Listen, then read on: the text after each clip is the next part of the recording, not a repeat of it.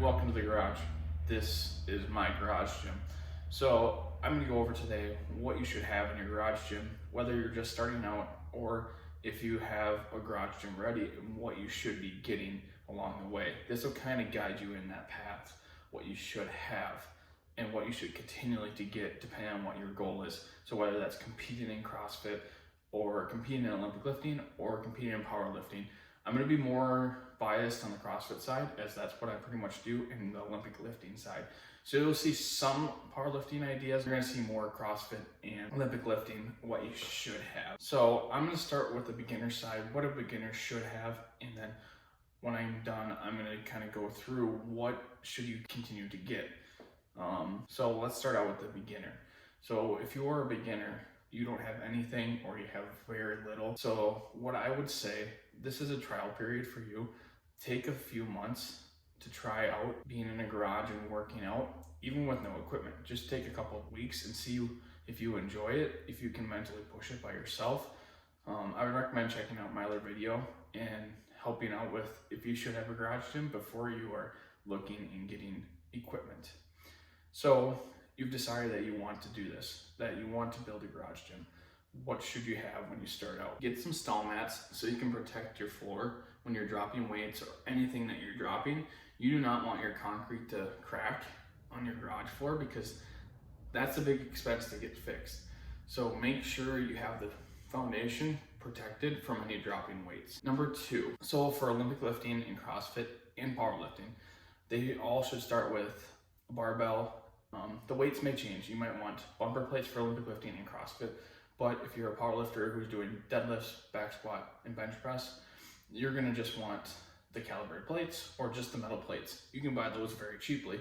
The bumper plates are most amount of money. So going off that, we'll start with the CrossFit and Olympic lifting, as those are pretty much connected. What I would say is to don't buy the competition bumper plates because that's gonna be the most expensive plates you can get, the urethane and the competition bumper plate. If you go with just the regular rubber bumper plates, you can get a good start with that.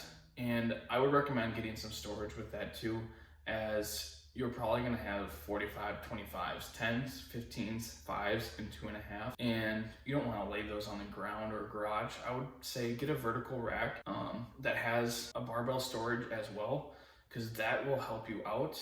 I actually just have a horizontal one on the ground. I'll show that here right now so you guys can see. All right, so the next thing that you should be getting as a beginner in this period of 2 to 3 months before you go all in, I would say get some sort of squat rack too. That goes for powerlifting and Olympic lifting and CrossFit. For powerlifting, I would say make sure it can go down to that bench height. So if you do end up buying a bench for bench press, then you can still use that rack. It's all about being able to reuse the stuff that you buy when you first start going. So I would buy like an Roga bar. Don't go and buy an Eleiko right off the bat. I would stay more on a budget side. Do not buy Titan with their bars. I would stick to more of a Rogue, a Rep Fitness, even Penley. They have the HD.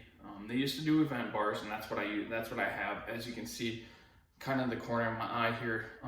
This is my Penley that I bought as an event bar. Here's the Penley that I bought, and this ran me about $225 back 4 years ago. It's been very great. I finally did the maintenance on it, and the spin, it's just a bushing bar, bushing bearings. It works great. It gets the job done, does what I need, and now I'm starting to build out the garage more. But that's what I just started with. I started with plates, a barbell, and a squat rack. That's all I had when I started. And then a couple more months down the road, I started buying more equipment. I also got a box for box jumps, and that's how things started growing. All right, so now let's go to the next step here. So now you've gotten past the 2-3 months of working out in the garage. If you're in a colder atmosphere, you need to make sure if you can deal with a colder garage, whether if that's putting in a heater, that's a forced air or a gas or an infrared, you need to do a little bit of research on what you want to be doing. For a heater, it's just going to heat the objects, so it'll feel warm, but it's actually not going to warm the air. A forced air is going to actually warm the air, so it's going to feel a lot warmer and it'll heat the air. it just won't heat the object. So your barbell, you'll touch it, it'll be cold. That's a big thing with forced air. So that's the thing. You need to have like a small space heater. If you can just run a small space heater and get it up to about 40, 45, 50, it's manageable. It's just when it gets to those negative temperatures, it's gonna be the hardest. So you need to make sure that when you have a garage gym, you need to have some sort of heat source if you are up in the northern part of the United States or any part of the world specifically. You just need to have some sort of to heat that garage. If you can deal with the colder temps, then go right ahead. But I'm a little bit of a freeze baby and I like to have a warmer garage. So I run 2 space heaters and it works great. It gets it up about 60 degrees when I'm all said and done with the workout. So now let's go into that 2-3 month process. What do you keep on buying next? So for the CrossFit, I would be buying maybe an assault bike, Concept 2 rower. I would stay away from the ski gear to start because those are the bigger ticket items, and also the assault runner.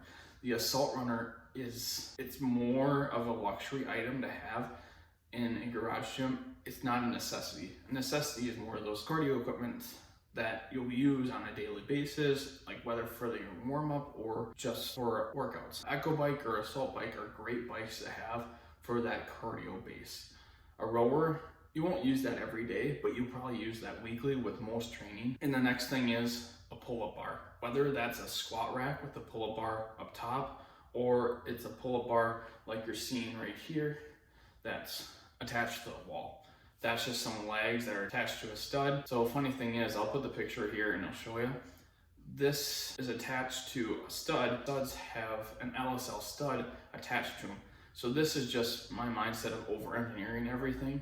Is I don't want anything to move when I'm up there, and I have no chance of coming down and falling. So this is another thing that I would do, is put some LSL studs and attach it. It won't bend barely any, so it's just a great idea to have. So those are kind of some things that I would keep on building and just growing. And once you kind of get past those 2-3 months too, I'd also be buying some dumbbells. Biggest dumbbells that CrossFit uses is the 50s, 35s, and 70s. You really don't need to go outside that range much. And the nice thing is though too, even kettlebells, you could buy a couple kettlebells, but I wouldn't go all in on those because you could buy some kettle grips and it would do the trick for you. Okay, so that's more of a CrossFit base. So what do you need for Olympic lifting and powerlifting? So I'd recommend a platform. A platform is pretty big to have for Olympic lifting and powerlifting, as you could do deadlift platforms for powerlifting, and for Olympic lifting, you could do just an Olympic platform, which makes it a lot easier to lift and have your space. And once you keep on buying more stuff, I would look into storage options. What can you get off the ground?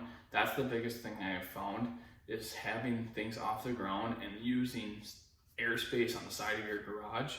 It can help tremendously.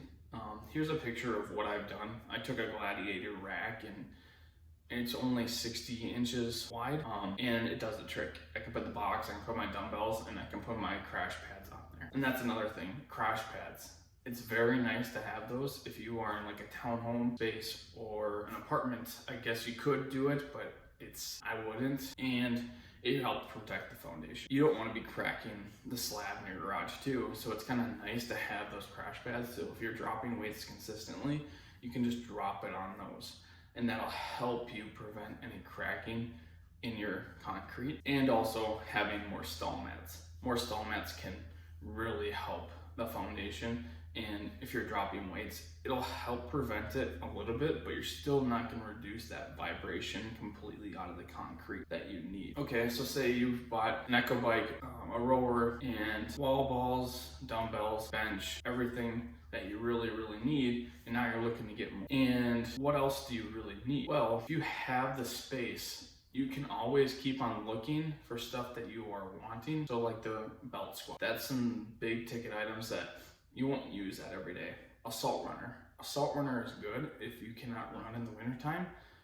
And if you have everything else, then you can keep on getting the stuff that you don't need. And if you have the space, then I would say go for it. But I wouldn't go all in on those bigger ticket items. I'm still sitting with an assault bike, rower, ski erg, 2 sandbags, dumbbells, box, wall balls, weights, and a squat rack. I don't need anything else, and I've been sufficient with what I've got. So I wouldn't go for those big ticket items because you could theoretically run in the wintertime. You just need to be more careful. So, and you can always sub in biking, rowing, or skiing.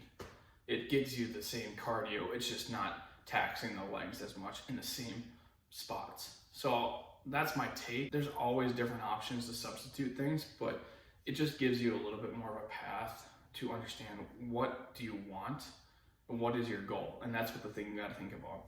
The goal of competing or being fitter, saving money. So make sure it's the right decision.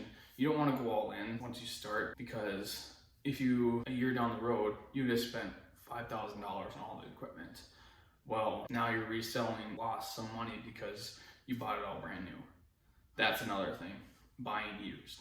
If you can find this stuff used, even in the market today, with it being very, very high, it can help you save money in the long run. And if it's the right company that has made that equipment, then I would say go right for it. If you got Rogue, Rep Fitness, then I would say go for those, like the kettlebells, dumbbells, weights, bumper plates, barbells. Even if it's rusted, you can do some handyman work and get it all back together for the barbells. But the weights, I would make sure you're looking for cracking, any problems, any defects. If there's some big defects, you could probably negotiate that price and be pretty well off. But be taking your time when you start. Don't rush into it. Take your time and make sure it's correct, as you're spending a lot of money, but you're also not in the gym. So take it month to month, take your gym membership and put that toward buying equipment. This will help you watch your garage gym grow a little bit more as you track the money going in and going out. Thanks for watching. Make sure you guys hit the like and subscribe down below. Catch you next time.